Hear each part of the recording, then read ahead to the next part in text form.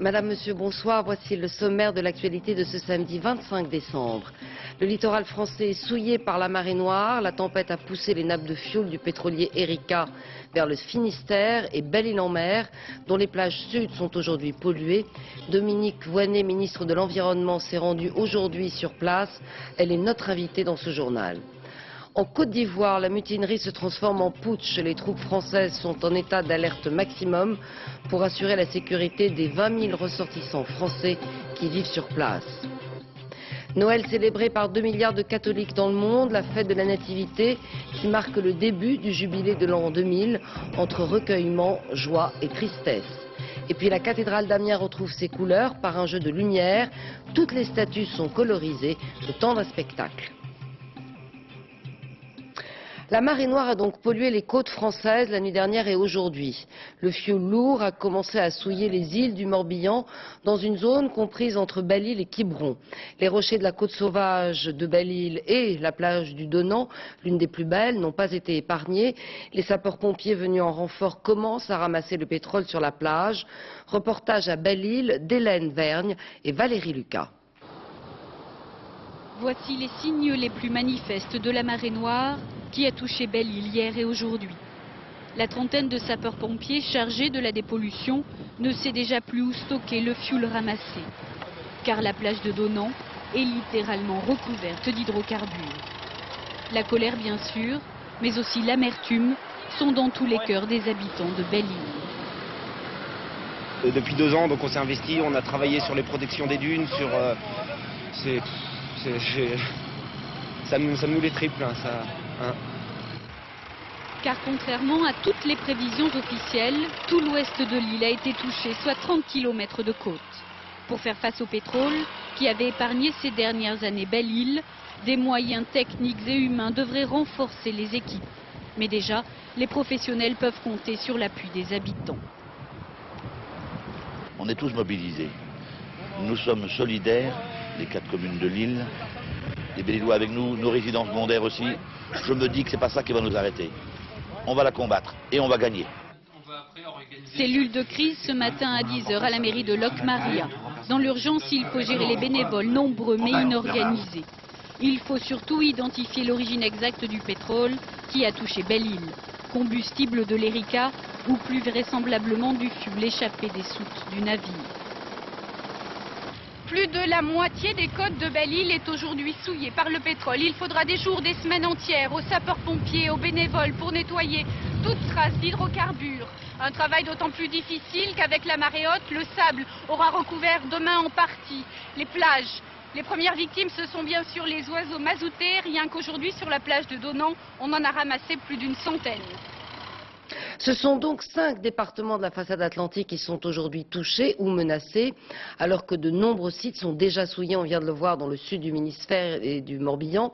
Vous le voyez sur cette carte, les vents très violents et les fortes vagues poussent les nappes de pétrole vers la côte de la Loire-Atlantique et la Vendée, ainsi que vers la Charente-Maritime. Météo France annonce un avis de tempête pour la nuit prochaine avec des vents de force 8 à 9, ce qui rend quasi impossible l'installation de barrages flottants susceptibles de protéger les zones menacées. Nous retrouvons maintenant en direct du Croisic Joël Bruandé. Joël, bonsoir. Est-ce qu'on peut connaître l'ampleur de la marée noire ce soir ? Écoutez Françoise, de la pointe de Penmark dans le Finistère jusqu'à Belle-Île dans le Morbihan, les côtes ont déjà été touchées, on vient de le voir. Pour ce qui est des 3 autres départements, plus au sud, les nappes de fioul de l'Erika ne sont encore qu'une menace, mais une menace qui se rapproche très vite.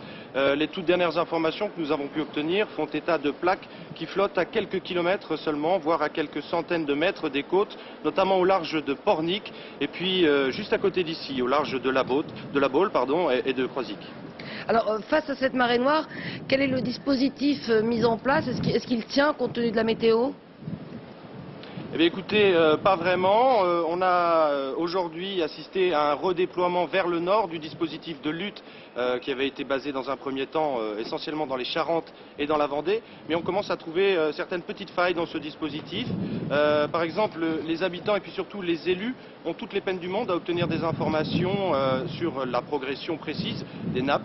Et puis il y a un autre problème de taille, celui-là, celui des 20 000 tonnes de fioul qui sont encore dans les cales de l'Erika.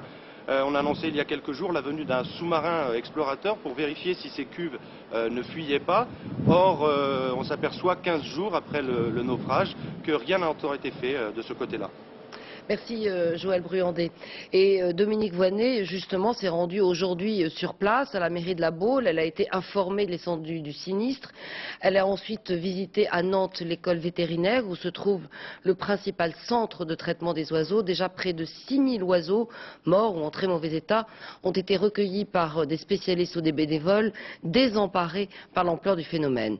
Alban Mikosi et Olivier Journia ont suivi le ministre de l'Environnement aujourd'hui. Patiemment, un par un, les oiseaux sont ainsi démazoutés, quelquefois avec une simple brosse à dents.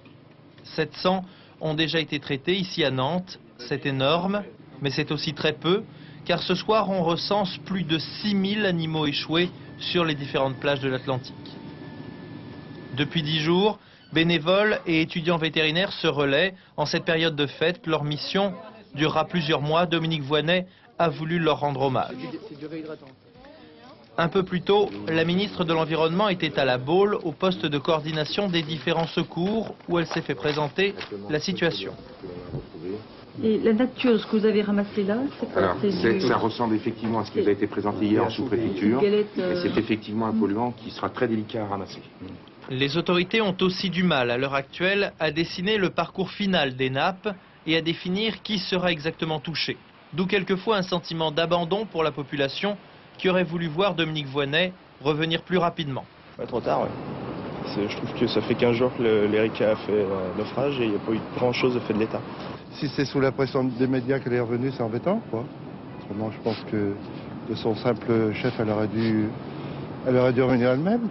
À La Baule, ce soir, toujours pas de traces noires, mais comme l'impression de vivre les derniers instants de calme avant la tempête. Et nous retrouvons en direct avec nous Dominique Voynet. Bonsoir. Est-ce qu'on peut dire tout de même que c'est une marée noire de grande ampleur qui s'annonce ce soir? Et est-ce qu'on sait exactement d'où vient ce pétrole qu'on retrouve sur nos côtes?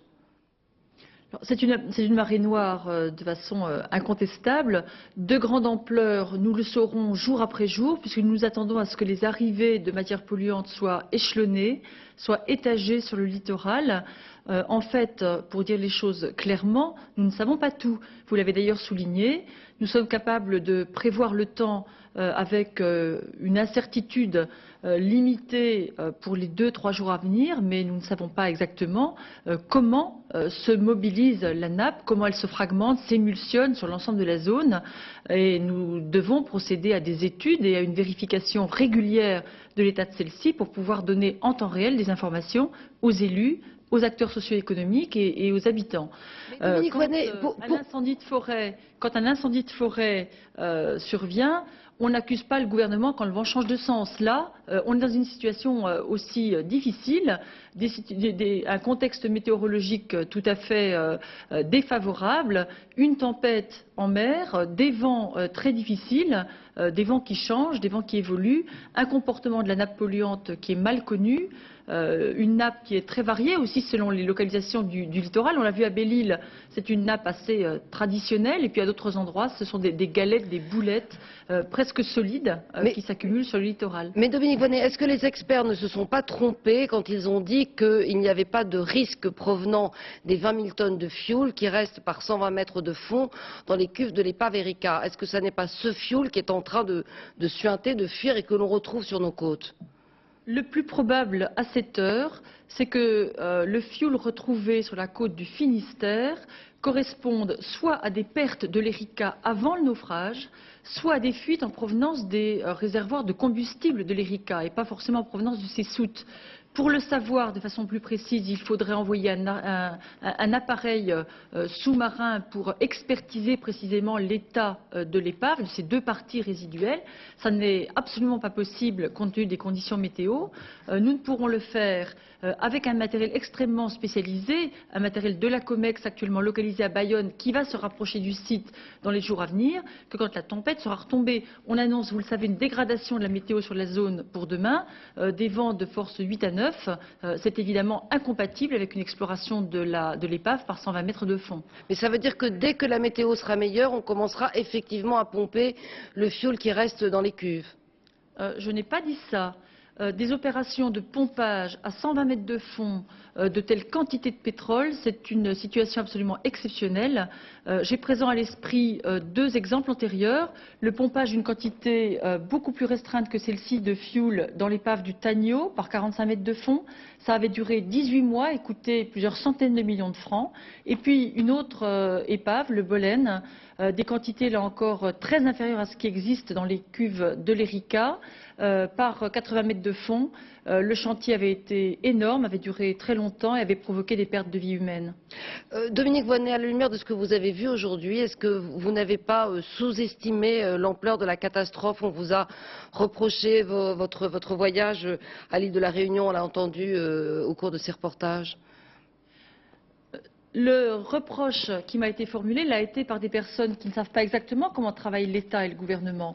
Mon ministère est mobilisé depuis le premier jour. Dès le 12 décembre, nous avons été sollicités directement et par l'intermédiaire du CEDRE, qui travaille en collaboration étroite avec mon ministère. Je me suis rendue sur le site le 15 décembre. Jour après jour, matin et soir, j'ai fait le point avec mon équipe. La direction régionale de l'environnement, la préfecture maritime, les préfectures, les services du ministère étaient étroitement coordonnés. Et puis je l'avais dit à mon équipe et je l'ai fait. Dès qu'il y aura une menace concrète de pollution sur la côte, je serai là. C'est le cas aujourd'hui. Ce n'est pas en raison des pressions médiatiques que je suis rentrée, comme je l'ai entendu, mais parce que la situation le demande et je n'ai pas l'intention de fuir mes responsabilités. Cela dit, les choses sont claires pour moi. À La Réunion, je suis allée lancer un important travail de protection des récifs coralliens. Le devenir des pêcheurs qui vivent des ressources des littoraux coralliens à La Réunion, en Martinique, en Guadeloupe ou à Mayotte nécessite autant de sérieux de la part de mon ministère que celui des pêcheurs de l'île-Dieu. Merci Dominique Voynet d'être venu répondre à nos questions ce soir. Merci. Dans le reste du pays, des orages très violents ont éclaté cette nuit. Dans Paris même, le vent a soufflé jusqu'à 100 km/h. La circulation a dû être interrompue quelques heures sur les Champs-Élysées et les sapeurs-pompiers sont intervenus près de 600 fois en Île-de-France. Cet après-midi, ce sont deux membres d'une même famille qui ont trouvé la mort. Une fillette a été grièvement blessée dans une mini-tornade dans le Calvados. Le vent a emporté le toit de leur habitation. Dans l'Allier, 1 millier de foyers ont été privés d'électricité cet après-midi. Et puis en Savoie, plusieurs stations de ski ont fermé les remontées mécaniques. Dans la Manche, un automobiliste est décédé. Une branche d'arbre était tombée sur son véhicule. Enfin, une femme a trouvé la mort cette nuit dans le port du Havre. Elle est tombée du pont du bateau sur lequel elle se trouvait. Météo France lance un bulletin d'alerte pour la moitié nord de la France. Cette nuit, le vent va continuer de souffler en tempête sur les côtes de la Manche et sur les côtes de l'Atlantique, avec des rafales dépassant les 100 km/h. Prudence donc. Dans l'Aude, à Salelles, où il y a un mois, l'église avait été totalement dévastée par les inondations, les habitants étaient nombreux à se rendre hier soir à la messe de Noël. Yasmina Farber et Julien Tria ont assisté à ce moment d'émotion et de recueillement. Le curé de Salelles-d'Aude retrouve la maison du Seigneur ce soir de Noël, comme chaque année depuis 15 ans. Mais ce moment est un peu particulier. Le déluge n'avait pas épargné l'église. 2 mètres d'eau, une boue épaisse, il a fallu effacer ses stigmates. Elle avait souffert. On a réussi à rendre l'église propre et accueillante pour cette nuit de Noël. Notre-Dame de Lourdes a retrouvé sa place sans une égratignure. Certains y verront un signe. Mais le père Biscaye est plutôt terre à terre. Les inondations l'ont bouleversé, comme tous les habitants de Salelles-d'Aude. Dans ce décorum traditionnel, une nuit de fête, le curé n'oublie personne dans son homélie. Certaines familles de Salelles ont dû quitter, hélas, leur maison. Leur Noël 1999 est un Noël forcément pas comme les autres. Une prière pour le Venezuela, des remerciements à tous les bénévoles, aux pompiers, aux militaires, des remerciements pour les dons venus de toute la France. Il fallait trouver cet équilibre entre la fête et les souvenirs du malheur, un malheur qui a fait redécouvrir au village une valeur essentielle, la solidarité. Situation toujours extrêmement tendue en Côte d'Ivoire où les mutins semblent s'organiser. Ils ont constitué ce matin un comité de salut public. Le président déchu, Henri Konan Bédié, serait réfugié dans un camp militaire français. Paris s'apprête à renforcer son dispositif militaire en Côte d'Ivoire, où les troupes françaises ont été mises ce soir en état d'alerte maximale afin d'être prêtes à protéger les 20 000 ressortissants français qui y vivent. Reportage de nos correspondants permanents en Afrique, Éric Monnier et Roger Motte. Les patrouilles se multiplient à Abidjan. Les suspects sont interpellés, fouillés, voire arrêtés. Le nouveau pouvoir des militaires tient absolument à montrer qu'il a la situation en main. Il faut dire que la nuit dernière, la première sous couvre-feu, les pillards civils ou soldats incontrôlés s'en sont donnés à cœur joie.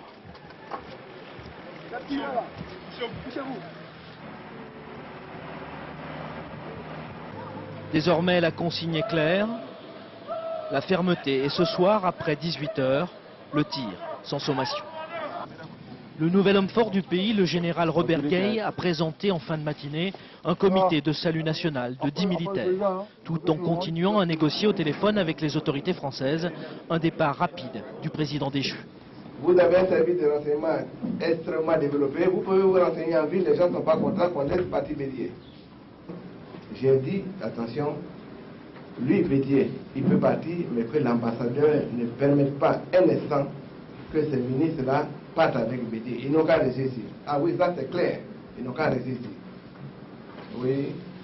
Le général Gueye a promis la formation prochaine d'un gouvernement de large consensus. Les leaders de l'opposition, Alassane Ouattara et Laurent Gbagbo, toujours absents du pays, sont invités à y participer. Nous allons balayer la maison. Mais cette maison, quand elle va être propre, c'est eux qui vont s'installer. Donc, il faudrait déjà qu'ils soient associés. Ils seront largement associés. Les militaires ivoiriens ne semblent avoir qu'une hâte, entrer d'ores et déjà dans l'après-Bédié. C'est le message délivré par le général Gueye aux autorités françaises et aux diplomates américains qui l'ont rencontré dès cet après-midi. L'assaut final sur Grozny aurait commencé ce matin, affirme l'armée russe. Des combats intenses se sont déroulés toute la journée dans la capitale tchétchène entre forces fédérales et rebelles indépendantistes, mais Grozny n'est toujours pas tombé aux mains des Russes, selon les dernières informations. Et puis les pirates de l'air menacent ce soir de faire sauter l'Airbus de la compagnie Indian Airlines avec à son bord quelques 160 passagers dont 2 Français. L'avion qui stationne actuellement sur l'aéroport de Kandahar en Afghanistan a déjà fait 4 escales dont une cette nuit à Dubaï, vous le voyez sur ces images. Les pirates ont laissé partir 27 passagers. Ce détournement aurait déjà causé la mort d'un jeune homme de 25 ans poignardé par les pirates. Il s'agirait de membres de la minorité intégriste sikh qui exige la libération d'un dirigeant islamiste emprisonné en Inde. Dans les faubourgs de Caracas, au Venezuela, les rescapés des terribles inondations ont fêté tout de même Noël dans un grand dénuement. Distribution de nourriture aux enfants, mais aussi volonté de faire la fête en dépit de la catastrophe. Notre envoyé spécial Dominique Derda a suivi les habitants d'un quartier. Pour la première fois, ils se retrouvent tous ensemble. Enfin, tous ceux qui ont survécu. Bol de soupe et paella, jus de fruits, soda. On se presse, on se bouscule. C'est gratuit, ça tombe bien, des gosses de riches par ici. Il n'y en a pas un. 9 jours après la catastrophe la plus effroyable de l'histoire du Venezuela, c'est Noël à Caracas.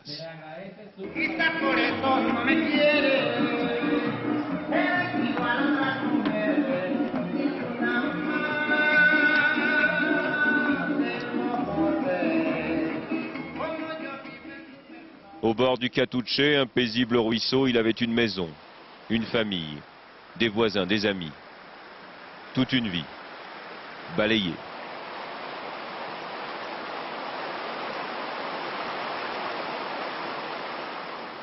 Le barrio, le bidonville, le seul endroit au monde où il pouvait s'offrir le luxe d'habiter. Ce quartier, avec le temps, ils avaient même fini par l'aimer.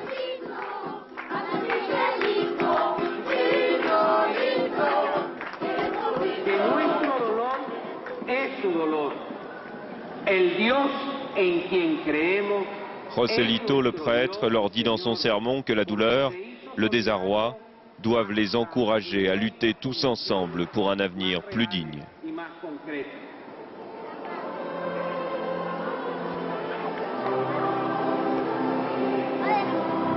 Sur les 11 000 habitants du barrio de Catucce, une trentaine a disparu, 8 000 sont sans abri.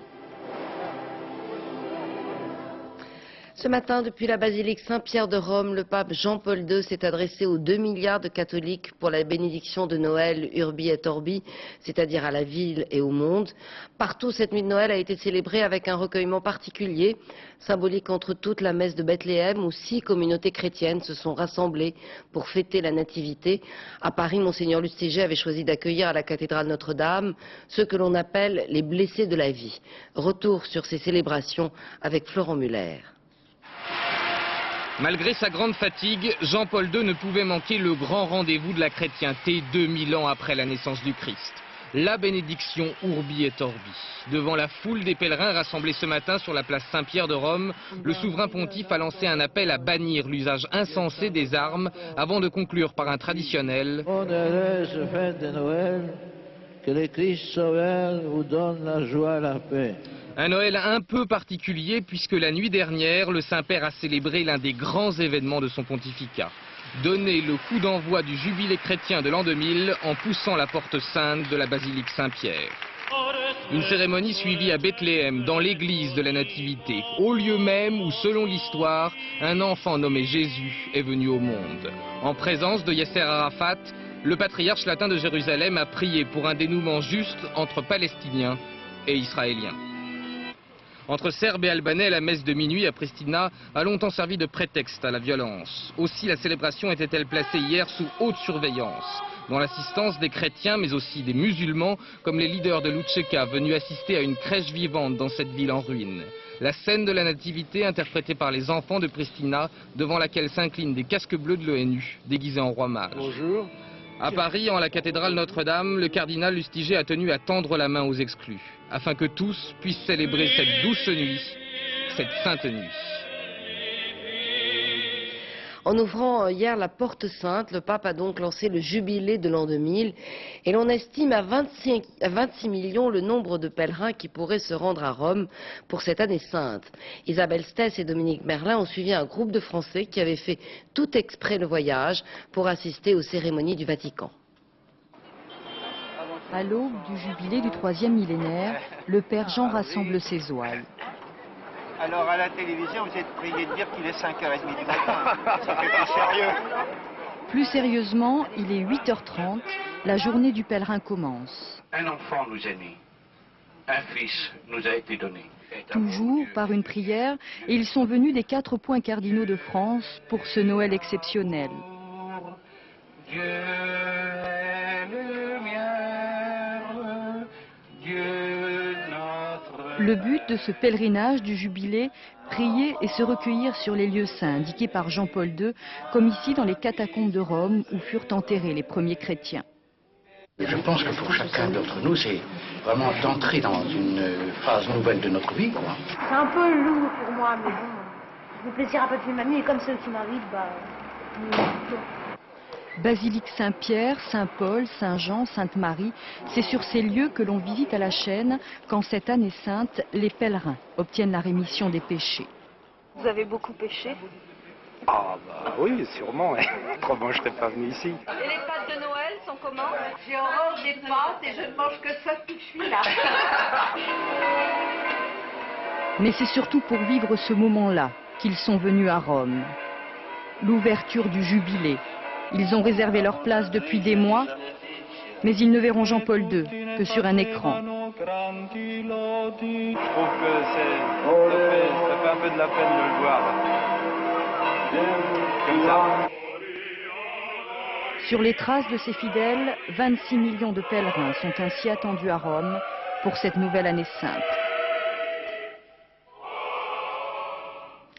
Tous les ans, le Secours catholique organise un réveillon à Paris pour les plus démunis. Comme l'an dernier, c'est en bateau sur la Seine qu'ils ont fêté Noël. Nabila Tabouri et Madi Diarra ont partagé cette croisière un peu particulière. D'ordinaire, on les surnomme pudiquement les blessés de la vie.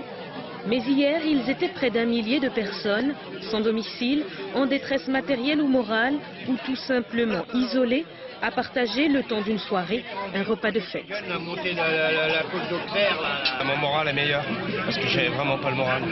Noël tout seul, quand je vois tous les sapins éclairés dans la rue et tout, et tous les gens qui s'éclatent, qui s'habillent bien et tout. Moi je me retrouve tout seul, c'est dur, c'est très dur. J'avais pas l'occasion de passer Noël cette année dans ma famille, de venir passer ça dans un endroit chaleureux, que j'ai supposé chaleureux et je me suis pas trompée. Il y en a plus qui oui. Parce que Noël se célèbre en famille, le Secours catholique a réuni les siens, ceux dont l'organisation caritative s'occupe tout au long de l'année.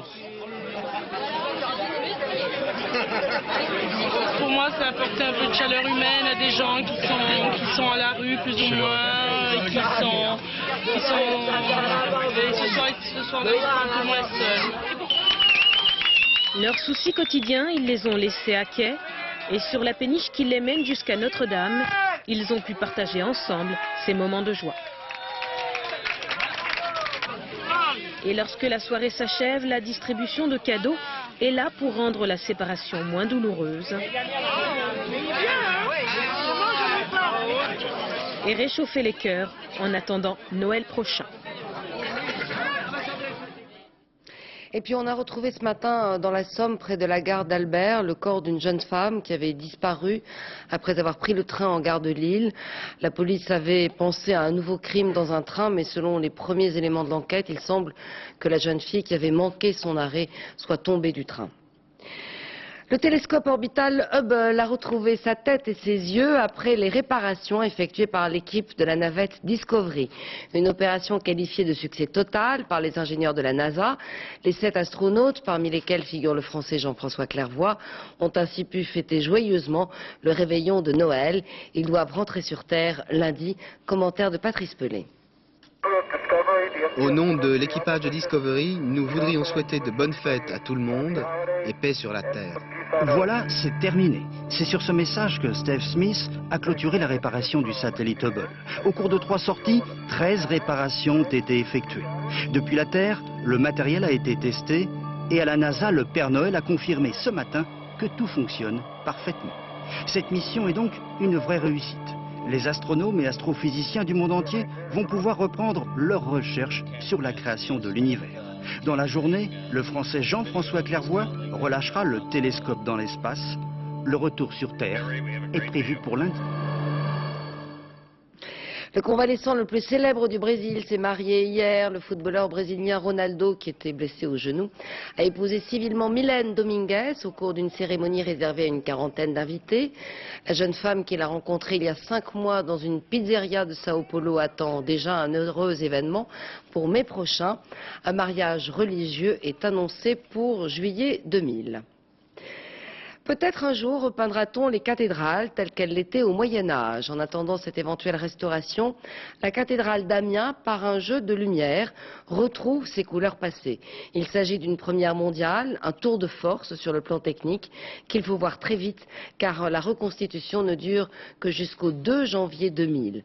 Gérard Dalmaz et Michel Levasseur se sont laissés séduire. La lune écarte le rideau de la nuit. En coulisses, elle assiste au miracle d'Amiens. La plus belle cathédrale gothique du monde retrouve, pour quelques jours seulement, les atours de sa jeunesse du XIIIe siècle. La recoloration parfaite des 3 portails. 1000 sculptures. Première mondiale. Dimension, précision. Au Moyen-Âge, cette bande dessinée de pierre sanctifiée était peinte de couleurs vives mises en valeur par les lampes à huile d'un lustre dans chaque portail. Pas facile de restituer cet effet théâtral, et pourtant il est là grâce à la photographie puis à l'informatique.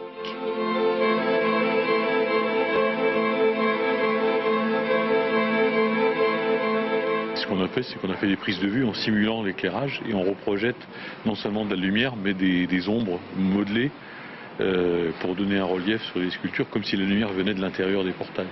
C'est un trompe-l'œil.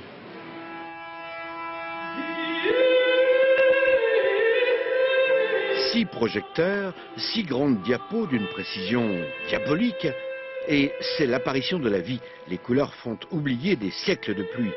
7 ans de recherche pour retrouver scientifiquement les bons pigments sur les bons personnages. Travail de titan orchestré par la municipalité amiénoise. Ce qui surprend, ce sont les couleurs éclatantes. Est-ce bien normal? Normal. Au XIIIe siècle, on a une notion des contrastes qui n'est plus celle de l'homme d'aujourd'hui. Donc l'évolution des goûts, l'évolution des temps a fait que nous avons perdu ce sens des contrastes. On les retrouve aujourd'hui ici à Amiens. Jadis, Égypte, Grèce, Rome, les sanctuaires étaient peints. La chrétienté a fait la même chose pour mieux toucher la foi du croyant. 800 ans après, nos montreurs de rêves obtiennent la beauté spirituelle. La cathédrale d'Amiens semble toucher le ciel. La montée du niveau des océans, ce sera le thème du magazine Géopolis demain à midi. Le réchauffement de la planète pourrait entraîner au cours du siècle prochain une montée des eaux de 50 cm, ce qui provoquerait la disparition de certaines îles paradisiaques. Visite guidée avec Martine Laroche-Joubert et Christophe Vignal. Marco Polo les avait baptisées les fleurs des Indes. 1190 îles perdues dans l'océan Indien, les Maldives. Si la mer monte, ce territoire, le plus plat de la Terre, risque de disparaître. Alors, les Maldiviens tentent de se protéger. Autour de la capitale, Malé, ils installent de gigantesques blocs de béton, aidés par les Japonais. Mais les autres îles sont à la merci de l'océan. Et leurs habitants, près de 200 000, s'inquiètent. J'ai très peur de la montée des océans. Nous avons besoin de l'aide des autres pays. Autrefois, les bâtiments étaient construits en pierre de corail, comme cette mosquée du XVIIe siècle. C'est maintenant interdit, les barrières de coraux protègent les îles. Malheureusement, ces coraux sont en mauvaise santé à cause du réchauffement de la mer et de la pollution. Alors, les Maldiviens se battent aussi pour préserver leurs fonds sous-marins, les plus beaux du monde. Nous ne voulons plus endommager les coraux. Les touristes viennent aux Maldives pour la nature et la beauté. C'est pour ça qu'ils viennent. Le tourisme, première ressource du pays. Les Maldiviens demandent aux pays industrialisés de respecter l'environnement de la planète. Un combat pour leur survie. Ainsi se termine ce journal. Je vous en rappelle les deux principaux titres. Noël célébré par 2 milliards de catholiques dans le monde. La fête de la Nativité marque le début du jubilé de l'an 2000 entre recueillement, joie et tristesse. Le littoral français souillé par la marée noire, la tempête a poussé les nappes de fioul vers le Finistère et Belle-Île-en-Mer. Les plages sud de l'île sont aujourd'hui polluées. Dominique Voynet s'est rendu sur place. Invité dans ce journal, le ministre de l'Environnement indique que la situation est extrêmement fluctuante et que la pollution reste difficile à évaluer. Dans un instant, les prévisions météo de Patrice Drevet. À 20h55, les Forges du désert, un jeu animé par Jean-Luc Reichmann et Karine Lemarchand. 1h, journal de la nuit de Florence Duprat. Demain, dans Théo Café, Catherine Sellac recevra la famille Bouglione. Je vous retrouve dès demain à 13h. Excellente soirée à tous. Merci, bonsoir.